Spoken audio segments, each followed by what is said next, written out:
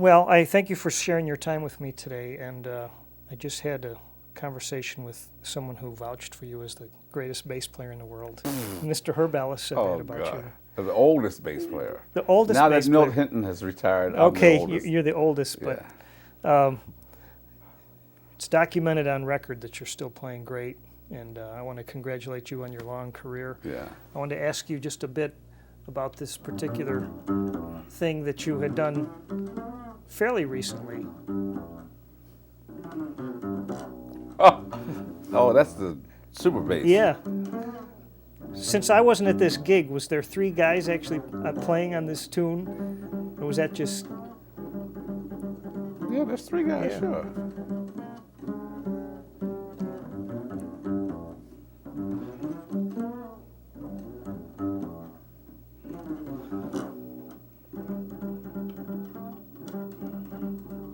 That's great.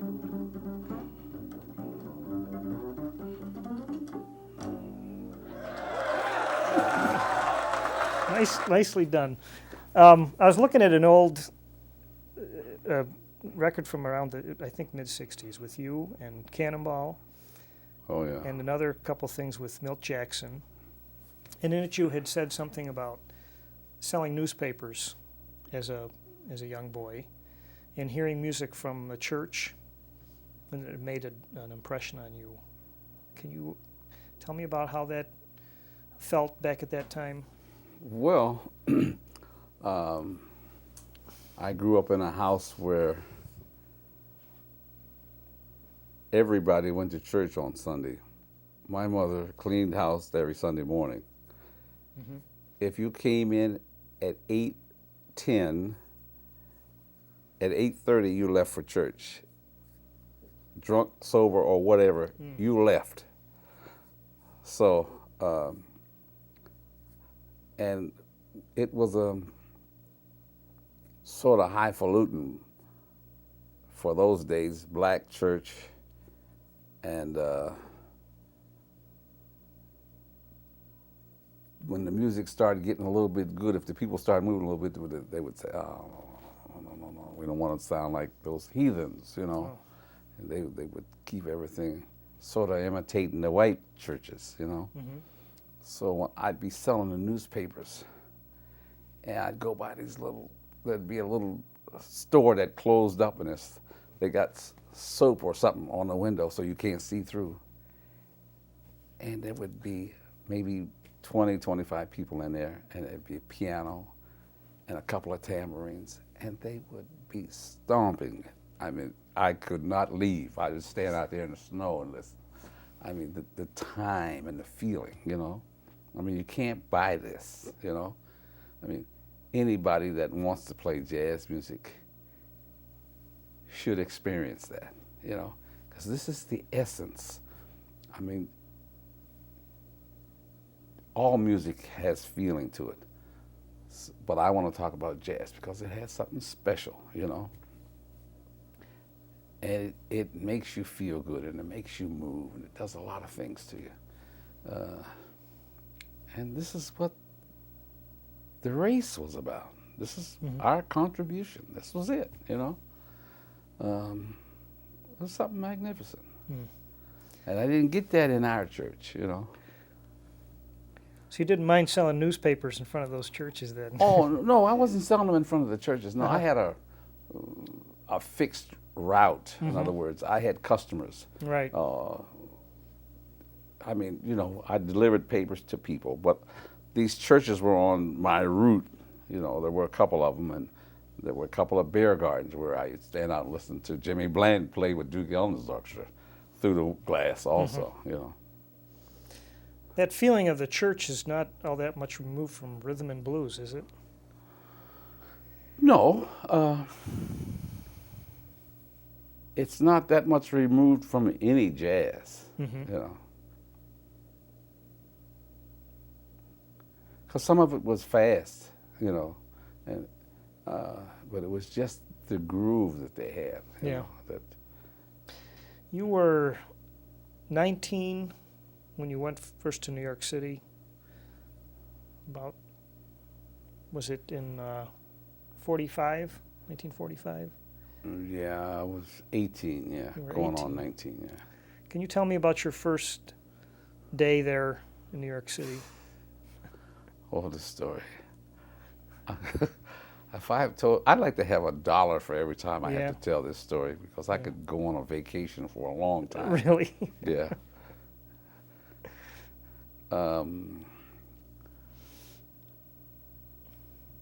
I don't have to tell all the stuff leading No, you up to don't. it, just getting to New York. Sure. Okay, I arrived in New York after a day and a half train trip. And I had my luggage, which was one suitcase, and my bass. I had been on a train. And I got off the train. I got on a subway. And I went up, got off at 168th in Amsterdam. And my mother's sister, my aunt, lived on Amsterdam 166. And I carried my bass and bag down the 2 blocks. And then she lived up on there was no elevator. It was a walk up. She lived on the 3rd floor. And I went up there, and she had told my mother that if I came to New York, I could stay with her until I got myself situated. And she had a son, same age as I, and she had a couple of kids. So I put my stuff in her room, and then she gave me some dinner, and I had dinner with my 2 cousins and my aunt. And while we were eating dinner, I asked my cousin, I said, do you know where 52nd Street is? He said, sure. I said, can we go down there after we eat? He said, yeah, I'll take you down. So we finished eating, left, got on another subway and went downtown. Got off, he took me around there, and I looked, and the first place was the 3 Deuces. I don't remember who was playing in there at the time. I'm trying to think now, but I'm not sure. I think it was Don Bias and Benny Harris. But they had 2 groups in each club. And then the headliners, the downbeat, the next club was Billie Holiday and Art Tatum. Not too shabby. And then the next club was Coleman Hawkins. And he was playing with a rhythm section of Denzel Best, Al McKibben, and Thelonious Monk. Okay. And he only showed up on Saturday night and played Body and Soul and left again. You know? But they had his name out there, and people would wait for him. You know, they say, "Did he show up?" No. You know, and whenever his car drove up, they would come out of all the clubs and rush over there and just to hear right? him. Yeah. And at intermission at that club, it was a singer named Billy Daniels, and the guy playing piano for him was a guy that I knew called Hank Jones, who was one of the premier pianists, even right as I speak. And Hank and I had lived in the YMCA up in Buffalo years before, when I first left home, my first job. And so I said to my cousin, I said, come on, let's go in there. I'm gonna see if I can find Hank, because I know him, you know. And so I walked back, and he was in the back. And we talked for a few minutes. And he said, sit down, and we sat in an empty table. And we're talking about what we had been doing since we'd seen each other. And he looked up, and he said, oh, there's Dizzy Gillespie coming through the door. I said, wow. I said, introduce me to him. I want to meet him, you know. So Dizzy came in. He said, hey, Diz. Diz walked over. He said, I want you to meet a friend of mine. I said, he's a bass player. He just got in town. Dizzy looked at me and said, yeah, how are you? He said, can you play? And I said, oh. You know, what are you going to say when somebody asks you that? You know? I looked at him, and so Hank said, yeah, he's a great player, you know. So then he said to me, you want a job? And I said, yeah. So he gave me a card out of his pocket and said, be at my house tomorrow at 7 p.m. And I had already gotten a job. I had 3 job offers with 3 bands that I had sent away. I was in the South with a band called Snookum Russell. And they used to feature me all the time because he and I used to do that Blanton Ellington stuff. And we used to do the stuff that Slam and Lester Young did, because there was a guy played like Lester Young in the band. And so they used to have flyers out only in the South saying Snookum Russell Orchestra featuring Ray Brown, world's greatest bass player. This is when I was 18 years old, the biggest lie ever. But you know, nobody would know down in Mississippi, so they didn't care. But I was trying to get out of the South and out of this stuff, all of the stuff that was going on down there. I don't have to talk about. So I sent flyers too. I was reading a Downbeat magazine, and I sent flyers to 2 or 3 agencies. And then I waited about 3 weeks, and I called my mother, and I said, "Did you hear from anybody?" She said, "Yeah, you got offers from Lucky Milner's band, Andy Kirk's band, and some other band." So she said, "Which one are you going to take?" I said, "I don't know. I'll wait till I get to New York and find out." And so now we go back up to where we were. And I go to Dizzy Gillespie's house the next day, and there's 4 guys there. Dizzy Gillespie, Charlie Parker, Bud Powell, Max Roach. Charlie Parker I had seen with Jay McShann. Bud Powell I had seen with Cootie Williams' band. Max Roach I had seen in the theater with Benny Carter. And Dizzy I had seen with Cap. So I had seen all these people, and I had heard them on record, but this was the first time. And then they started to play, it scared me to death. I mean, I never heard anything like this before, you know. But they played real fast. And that's something I could do. So I guess maybe that's why they kept me, you know. But anyway, he said, "Okay, you'll do. We're going to work," and he told me when. Wow. And I go back up to my aunt's the next day, and I call my mother. She said, "Which one of the bands did you take?" I said, "I didn't take any of those." She said, "Well, what did you do?" I said, "I'm with Dizzy Gillespie." She said, "Who?"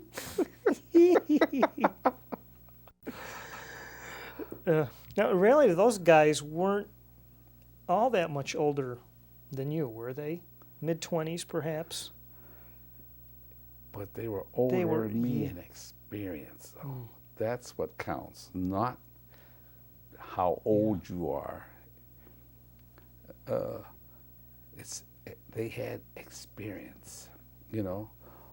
All these guys had been through the big bands. Now they were in small groups playing like, man, you just wouldn't believe how they played. Were you that familiar with bebop up to that point? No, the only bebop we had records of was Billy Eckstein when he was doing the big band stuff, you know. Right. Yeah. Well, you had a number of phases with Dizzy in the small group and the big band. Yeah. Featured you, again, took advantage of your talents with one bass hit and all those tunes. Well, you know, I always say to people, I said, first of all, for Dizzy Gillespie to assemble a band like that, I mean, you know, guys got to have a lot of smarts to put a band together like that. And he picked up another guy 2 weeks later, Milt Jackson. So he knows what's going on, you know. I mean, everybody that he put in that band turned out to be some kind of monster on their instrument, you know. So he had some knowledge. He could listen to somebody and say, "Okay, come here." What was it like from a business sense and financially to try to keep a group like that together? Well, I don't know what was going on in those days. First of all, when you're 18 and you get with a band like that, money has no part of that. All you want to do is get on the bandstand and play that music, you know. And if you got enough money to eat, at times Jackson and I only had money just for dinner So we would wait and go to a real nice place and have dinner. And we would just starve the rest of the day, eat popcorn and a Pepsi-Cola or something so it would swell up, you know. But money has no bearing when you're trying to play music. I mean, when you're trying to get into music, you know. And that concept, I don't think, has changed that much with Well, young it should people. never change. I mean, you can't, you know, they don't go together.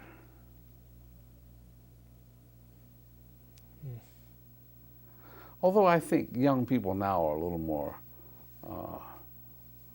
little more money conscious, you know. But when the money gets in front of what you're trying to do, then you got a problem. Norman Granz was a pretty important figure in jazz during those years. Was he a pretty upright guy to work for? Oh, yeah. You know, he did a lot of brilliant things. First of all, he put jazz into the concert hall.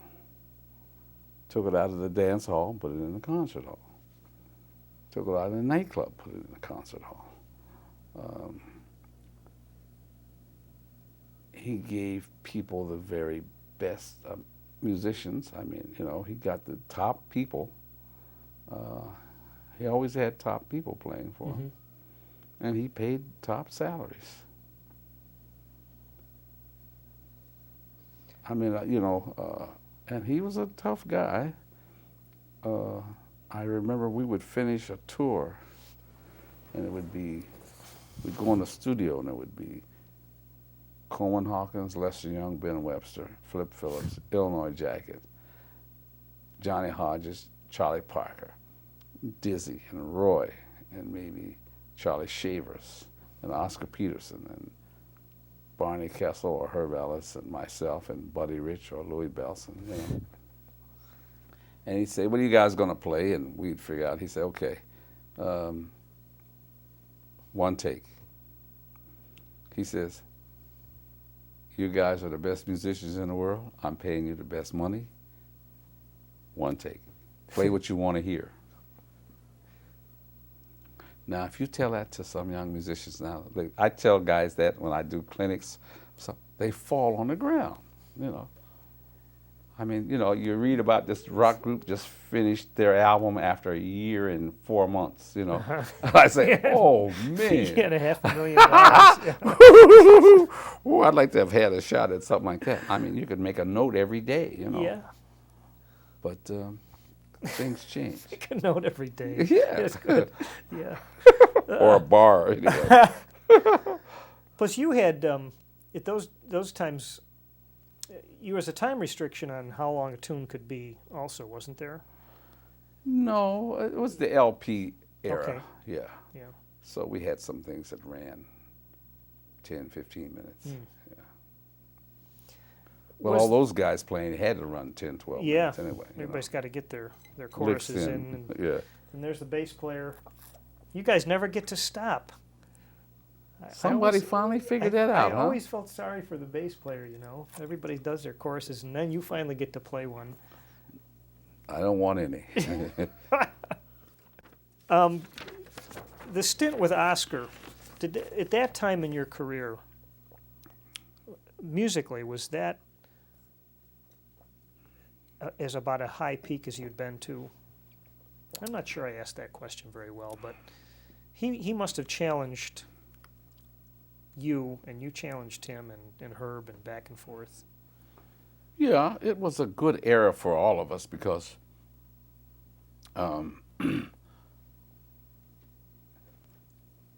this, after all of us being with Jazz the Philharmonic, and now we wind up with that group,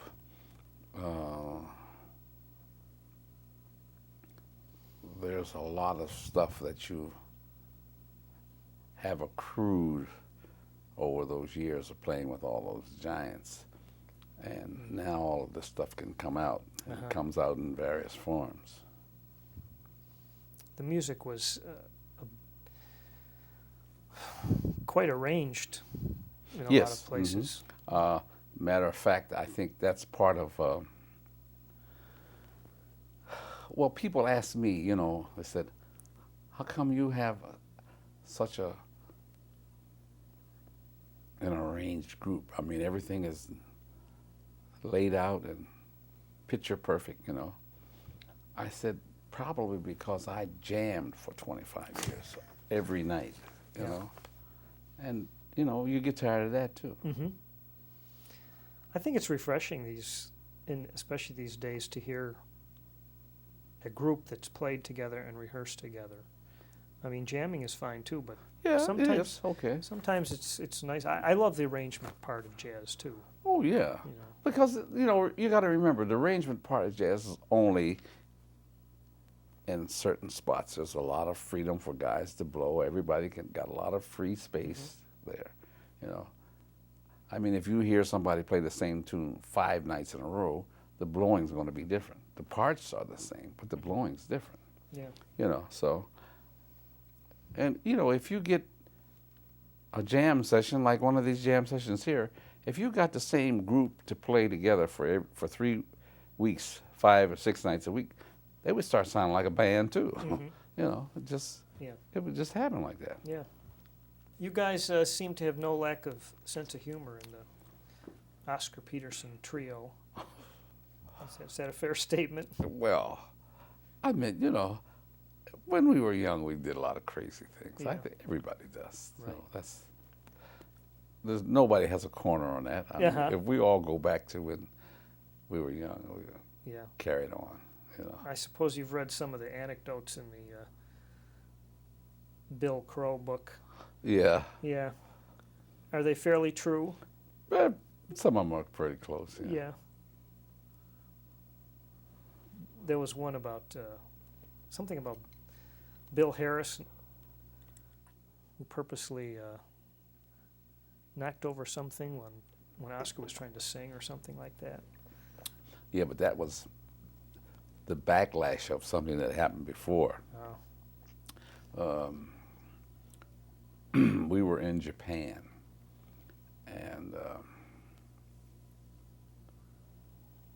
we used to have something called the ballad medley.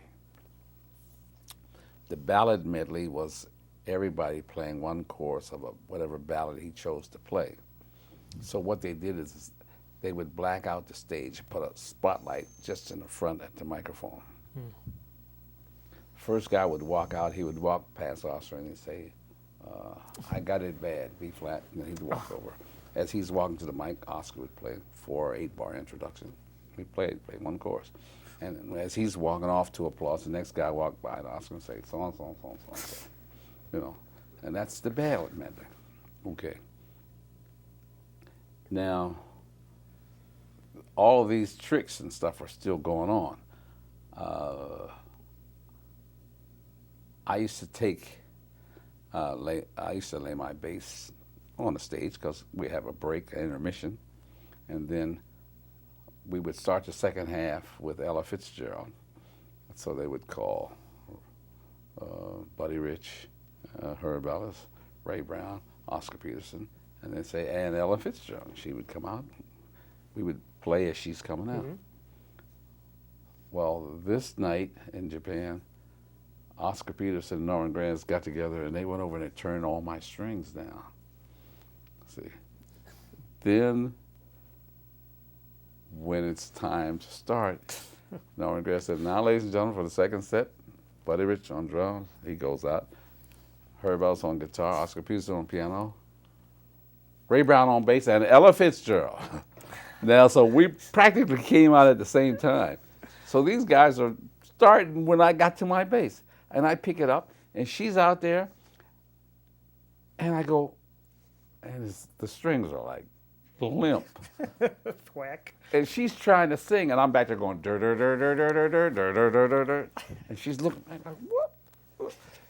And I look at Oscar Peterson, and he's got that look. I know he's part of it, see? Then I look in the window and see Norman Granz holding his sides. You know, they're just laughing away, you know. But okay. So now, in between shows, I go out and I walk into some little Japanese joint down the street, and there's something called pachinko, and it's little steel balls about this big, about the tip of your finger, say, little round balls, and they go up in the machine and they come down in holes, So I played this thing for about 15 minutes, and I didn't win, but there was a bunch of balls, and I put about 30 of them in my pocket. Go back to the theater. When they turned the lights out for the ballad medley, I reached in my pocket and I strung all these balls next to the hammers on the piano. So now, the first guy to come out for the ballad medley is Bill Harris. And he told Oscar, so and so and so and so, and he goes to the mic to start to play, and Oscar hits the piano and goes, brrr, and it sounds like a calliope, So Bill Harris is looking back like, what the hell, So that's how I see. he got even with Oscar Peterson. Okay. So you see how those things go? Oscar Right. started it, and That's the right. whole thing came in a big circle. Yeah. Yeah. That's funny. When you moved to L.A., did you move here for the studio work? Absolutely. Uh-huh. Mm-hmm. Did a lot of years of that. Did it? Was it everything that you had hoped it would be? Oh yeah, it was great. Yeah. Yeah. Especially first maybe 10 years were just Mhm. fantastic. Yeah. Every day something different, or did you get like maybe longer term contracts for TV shows and things? Well, the most interesting work is the movies, because you get a guy writes a score for a movie, so even if you work for, let's say, Johnny Mandel on 4 different pictures, all the music is different, Yeah. But we had they were now in the throes of hiring jazz composers, people who were associated with jazz, because they were getting more interesting music that they were making deals. They started putting out albums. Sometimes the albums, the music would sell the picture, Oh. So, they had people like Quincy Jones and Henry Mancini, Johnny Mandel, and Oliver Nelson, and Michel Legrand, bunch of people associated with jazz music. And these people would hire orchestras, but they had jazz musicians in these orchestras because they didn't have to write every note for them like they do for the other orchestras. They would just say, play a solo here. And they would let you look at the scene, and then you would play something to go with it. I mean, many, many times I used to work for Clint Eastwood, and he would have me come in after they finished, after we finished the orchestra and everything, and then he would play a scene, and he'd say, I want something like that. And I would play something. And he'd say, no, let me see, give me something a little different. And, so, but they didn't have to write. Yeah. You understand? Yeah. The jazz musicians were able to create on the spot. So it was a great era for, I mean, you had to be able to read music now. You couldn't get away with that, but you had an edge in the fact that you could create stuff, I mean, I worked with Lalo Schifrin. We did all of those, that show that was so famous he did. I can't think of the name of it now. It's a TV. Yeah. Yeah. Boom, boom, boom, boom, boom, boom, boom, boom. Oh, Mission Impossible. Yeah. Yeah. And I used to get solos up the yin yang on that, if you listen to any of the old shows, I had tons of bass solos. All right, I'm going to listen for that. Yeah, all the time. You still get residuals from that kind of work? Was that in place at that time? We get minimal residuals, You get residuals from motion pictures. Mostly. Okay. Yeah. Is the studio scene changed these days?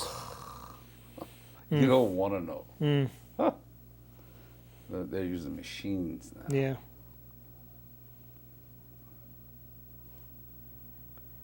I mean, you know, the music business goes through changes if you look at it, every 10, 15 years, there's a major change. I mean, in places like Las Vegas, they don't use live orchestras now, you know. Everything is tape. I mean, just put the musicians away, you know. Yeah. I wonder if it'll come in a circle and come back. You hope. Yeah, you hope. Remember, guys. I don't think I'll live to see it, but Yeah. some of the young people will. Remember some of the older players from way back talking about when the talkies came in, that whole orchestra was gone then. So I guess things don't change all that much. But Yeah, but you got to let's go back before that though. I mean, when they first made movies, they had a piano player playing in the pit. Mm-hmm. Only one piano player. And they went from that to orchestras, where there was an era for 30, 40 years where every major studio in Hollywood had a 110-piece orchestra, signed contracts by the year. They worked by the year.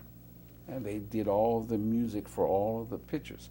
But every studio had its own orchestra. Hmm.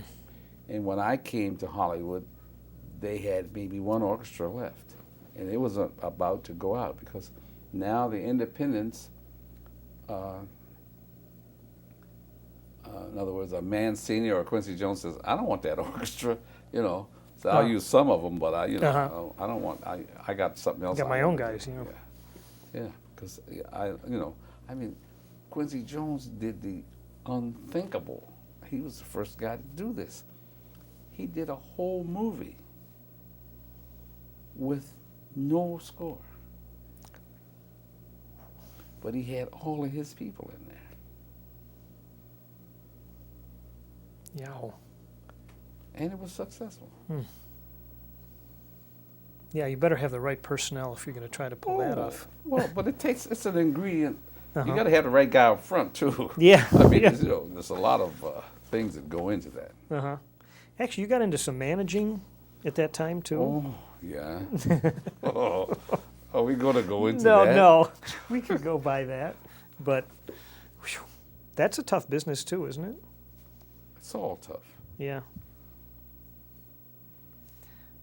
When did this idea of having a piccolo bass come about for you? Me? Yeah. No, I had no piccolo bass. No piccolo bass. No. I thought you did.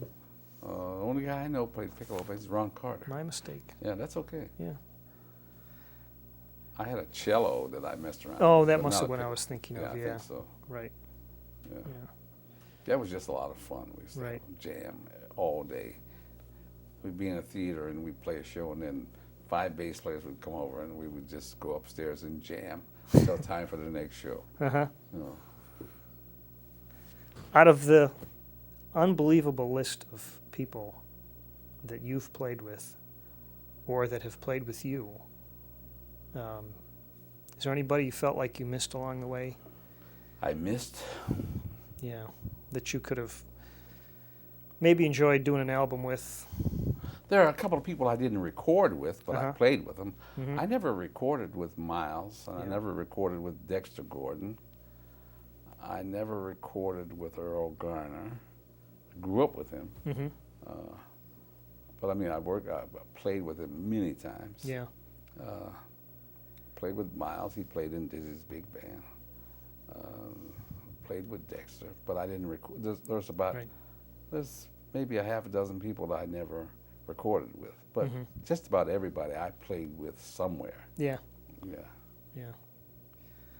I love these Cannonball records, by the way. Oh yeah. With He was such a marvelous gee, player. wasn't he great? Yeah. And Ernie Wilkins' arrangements were Yeah, they were Just great. top. Yeah. top. Mhm. What's this state of jazz in your estimation these days? I don't know if I'm equipped to answer that question. And I don't know who could really say, all right, I'll give you an answer. Yeah. The state of jazz. What if I asked you to break that down? Sure. I mean, when you look at the venues there are to play live jazz these days, does it seem healthy to you in comparison to different times in your career? Not that particular thing, no. I mean, when I first came to New York in 1945, there must have been 200 bars or clubs with live music. Every place had a live band. They weren't making much money, but they were working. Now, if you go to New York, if you can find 40 joints with live music, you're doing good. Yeah. But there were no jazz parties. There are jazz parties all over the place now. You know, some always replaces. We don't think about it, but some always replaces. There were no festivals when I was young. I mean, there was no such thing as a festival. We played theaters. Now there are no theaters, but there's a lot of festivals. I mean, you go to Europe, there must be 50, 60 festivals every year. And there are festivals in this country, and festivals in Canada, and festivals in Japan. You know, so something always, it moves around. Yeah. They go to different venues. So when you say the state of the business, I don't think it really changes. It just changes shape. Okay. It's sort of like our bodies when you get older. You know, you get thick in the middle. It's just changed. It's still there. I say I weigh the same thing, but it just moved around. Yeah, you know? okay. It's recognized much more as an art form, which I guess why, you know, we have all the concert hall concerts and the festivals, and, you know, it's been put into schools, which I suppose is a good thing. Mm-hmm. Yeah. You have any advice for young bassists coming up? Not I that know I that- could repeat. Well, I know you've been very helpful to some young talent. I have it from a high source. Well, you know, I'm sort of like I feel like, you know, it's like going to see your kids do something. We got 3 bass players beside myself here. 2 of them were students of mine, you know. So it gives you a sense of pride to see anybody that you've been associated with doing something and making something of themselves. And to get invited to this party to play, you got to be good. You can't be a non-player, as we say, you know. So I just like to tell, I'm not here. I like to tell young people to study hard and practice hard while you're young, because you get a lot done. I'm always, I guess, astounded by the number of tunes that you seem to have in your head, not you just specifically, but you included at these kind of parties. It just astounds me, I guess, that the retention. Well, yeah, but that's how bass players make their living. Yeah. I mean, we're not front line, so you're supposed to know all of the songs. Yeah. I mean, it's just part of our business. Right. If anybody in the band is going to know it, it should be you. Well, let's think about this for a minute. There's a singer up there, and she says, I want to sing some song, okay? And she says, 1, 2, 3, 4. We have to play the first note. The piano can wait and play the chord on the second or third beat. Right. The drummer hits a cymbal. bass player's got to commit the first note. So that it's really, the thing is on us. We got to know, you know? A lot is on you, you know? Yeah, but I'm just saying, if nobody thinks about that. But if you're a piano player, you don't really know the tune too well, you can wait a minute, you say. Wait. You know? And make it sound like you waited on purpose. Well, right? but I mean, you don't have to play the first Right. beat, but the bass player better play the first, or everybody's going to say, what? They're going to turn around and look. Any future projects in the air for you these days? Besides, you got a great trio going, and Well, I got a new trio, and it's going to get better every day as we play. I got something different I'm doing week after next, as a matter of fact. I'm doing a week in my old hometown, Pittsburgh, with the Pittsburgh Ballet. oh, My trio and Stanley Turrentine, saxophone player. no kidding. Yeah. Yeah. And Stanley and I have written the music for the ballet, and they're going to dance to our music, and we're going to play. Oh, that's fantastic. So I'm kind of looking forward to that. I think that should be some fun. Yeah, that's a marvelous event to have. First of all, to have live music with a ballet, and do you think you'll be recording this music, or is it? Well, I think that they're going to be like some other people I know and tell me that it's for their archives. I see. And then they might have a couple cameras hanging out. Yeah. Okay. So, You better watch out for that. yeah. Well, listen, I appreciate you taking your time with me Okay. today, Yeah. and wish you the best of luck. All right. Hope your ballet debut goes really well. Yeah, I hope so too. All right. I'm looking forward to it. Thanks a lot. All right.